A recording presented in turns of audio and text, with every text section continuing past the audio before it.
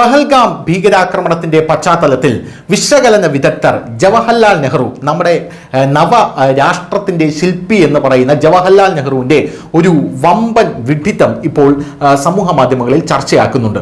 പല വിദഗ്ധരും നിരീക്ഷകരും ഈ കാര്യം പറയുന്നുണ്ട്. സിന്ധു നദീജലത്തിന് പകരം പണ്ടേ ജവഹർലാൽ നെഹ്റുവിന് പാക് അധീന കശ്മീർ ഇന്ത്യയുടെ ഭാഗമാക്കാമായിരുന്നു എന്നുള്ളതാണ്.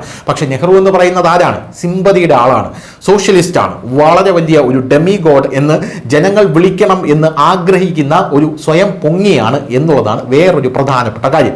ഈ നെഹ്റുവിന് പാക് അധീന കശ്മീരിന്റെ വിഷയത്തിൽ എന്ത് ചെയ്യാമായിരുന്നു എന്നുള്ളൊരു ചോദ്യമുണ്ട്. പാക് അധീന കശ്മീർ ഇന്ത്യയും പാകിസ്ഥാനും വിഭജിക്കപ്പെട്ടപ്പോൾ ജവഹർലാൽ നെഹ്റുവിന് ഒരു മുള്ളുവേലി കെട്ടിത്തിരിച്ച് ഇത് ഞങ്ങളുടെ അതിർത്തിയാണ് എന്ന് പറഞ്ഞാൽ തീരാവുന്ന പ്രശ്നം മാത്രമേ ഉണ്ടായിരുന്നുള്ളൂ. പക്ഷേ ജവഹർലാൽ നെഹ്റു ഇത് നേരെ കൊണ്ട് യുണൈറ്റഡ് നേഷൻസിലേക്ക് വയ്ക്കുകയാണ് ചെയ്തത്. ഇനി നിങ്ങളായി, നിങ്ങളുടെ പാടായി എന്നുള്ളതാണ് ജവഹർലാൽ നെഹ്റു എന്ന് പറഞ്ഞത്. പോരാത്തതിന് വീറ്റോ പവർ, അന്ന് വീറ്റോ പവർ ഇന്ത്യ എന്ന് പറയുന്ന നമ്മുടെ രാജ്യത്തിന് തരാമെന്ന് പറഞ്ഞപ്പോൾ ജവഹർലാൽ നെഹ്റു പറഞ്ഞത് ഞങ്ങൾക്ക് ആ വീറ്റോ പവർ വേണ്ട, അത് ചൈനയ്ക്ക് കൊടുത്തേക്കൂ എന്നുള്ളതാണ്. അതുകൊണ്ടാണ് ഇന്ന് പ്രധാനമന്ത്രി നരേന്ദ്രമോദിയൊക്കെ വളരെയധികം കഷ്ടപ്പെടുന്നതും ആ കഷ്ടപ്പാട് കണ്ട് കോൺഗ്രസ് ചോദിക്കുന്നുണ്ട് നരേന്ദ്രമോദി എന്ത് ഈ രാജ്യത്തിന് വേണ്ടി ചെയ്തു എന്നുള്ളത്. പക്ഷെ നെഹ്റുവിന്റെ ഈ മണ്ടത്തരങ്ങളും രാജ്യദ്രോഹപരമായിട്ടുള്ള പ്രവർത്തനങ്ങളും കോൺഗ്രസ് കാണില്ല എന്നുള്ളതാണ് വേറൊരു പ്രധാനപ്പെട്ട കാര്യം. അക്സായ് ചിൻ ചൈനയോട് അത് തരിശു ഭൂമിയാണ് എന്ന് പറഞ്ഞ് എടുത്തോളൂ എന്ന് പറഞ്ഞ് കൊടുത്ത ഒരേ ഒരു പ്രധാനമന്ത്രി നമ്മുടെ ജവഹർലാൽ നെഹ്റു മാത്രമാണ്. അത്രയും വലിയൊരു പ്രദേശം ജവഹർലാൽ നെഹ്റുവും കോൺഗ്രസും അവിടെ കൊടുത്തു കഴിഞ്ഞ ശേഷം കോൺഗ്രസ് ഇപ്പോൾ നരേന്ദ്രമോദിയെ നോക്കി പല്ലിളിച്ചുകൊണ്ട് ചോദിക്കുകയാണ്, അരുണാചൽ പ്രദേശിലെ ഇത്തിരി പോകുന്ന മണ്ണ് അത് ചൈന പിടിച്ചെടുത്തില്ലേ, നിങ്ങൾ എന്തുകൊണ്ട് അത് തിരിച്ചു പിടിക്കുന്നില്ല എന്നുള്ളത് ഇപ്പോൾ കോൺഗ്രസ് ചോദിക്കുകയാണ്. യഥാർത്ഥത്തിൽ അരുണാചൽ പ്രദേശിൽ അങ്ങനെ ചെയ്തിട്ടില്ല എന്ന് നരേന്ദ്രമോദിയും അമിത്ഷായും പാർലമെന്റിൽ പറഞ്ഞിട്ട് പോലും കോൺഗ്രസ് അത് വിടുന്നില്ല എന്നുള്ളതാണ്. ഇപ്പോൾ വരുന്ന റിപ്പോർട്ടുകൾ അനുസരിച്ച് സിന്ധു നദിയിലെ വെള്ളത്തിന് പകരം പണ്ടേ നമുക്ക് പാകിസ്ഥാൻ അധീന കശ്മീർ തിരിച്ചു പിടിക്കാമായിരുന്നു എന്നുള്ളതാണ്. എന്തായാലും ഇപ്പോൾ സിന്ധു നദിയിലെ വെള്ളം നരേന്ദ്രമോദി കട്ട് ചെയ്ത് കഴിഞ്ഞു, പാകിസ്ഥാന് കൊടുക്കില്ല എന്നുള്ളതായിരുന്നു. സിന്ധു നദീജല ഉടമ്പടി ജവഹർലാൽ നെഹ്റു ചെയ്ത മറ്റൊരു തെറ്റാണെന്നാണ് വിശകലന വിദഗ്ധർ പറയുന്നത്.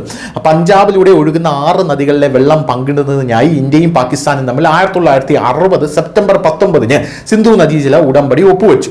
എന്നാൽ ഈ ഉടമ്പടിയെക്കുറിച്ചുള്ള ചർച്ചകൾ അതിനും വളരെ മുമ്പ് തന്നെ ആരംഭിച്ചിരുന്നു എന്നുള്ളതാണ് പ്രധാനപ്പെട്ട ഒരു കാര്യം. ഇന്ത്യയും പാകിസ്ഥാനും തമ്മിലുള്ള ശത്രുത അന്ന് അതിൻ്റെ ഉച്ചസ്ഥായിലായിരുന്നു. രാജ്യം സ്വാതന്ത്ര്യം നേടിയ ഉടൻ തന്നെ പാകിസ്ഥാൻ കാശ്മീരിനെ ആക്രമിച്ചു. ആ സമയത്ത് സിന്ധു നദിയിലെ വെള്ളം തടഞ്ഞുകൊണ്ട് ഇന്ത്യ പാകിസ്ഥാന് ഒരു അടയാളം കാണിച്ചു, അതായത് ഒരു താക്കീത് കൊടുത്തു. ഇന്ത്യക്ക് ഈ വിഷയം തങ്ങളുടെ നേട്ടത്തിനായി ഉപയോഗിക്കുകയും പാകിസ്ഥാനെ അന്ന് തന്നെ മുട്ടുകുത്തിക്കുകയും ചെയ്യാമായിരുന്നു എന്നാണ് വിശകലന വിദഗ്ധർ പറയുന്നത്.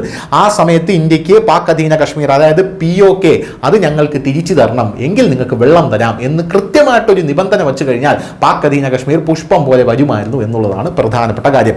ആ സമയത്ത് പാകിസ്ഥാനോടൊപ്പമല്ല ചൈനയും ഇന്ത്യക്കൊപ്പമായിരുന്നു എന്നുള്ളതാണ് പ്രധാനപ്പെട്ട ഒരു കാര്യം എന്ന് പറയുന്നത്. അതിനാൽ സിന്ധു നദിയിലെ വെള്ളം തടയാനുള്ള ഇന്ത്യയുടെ പദ്ധതിയെ ചൈനയ്ക്കും ആ സമയത്ത് പിന്തുണയ്ക്കാമായിരുന്നു, അതിനുള്ള സാധ്യതയും ഉണ്ടായിരുന്നു.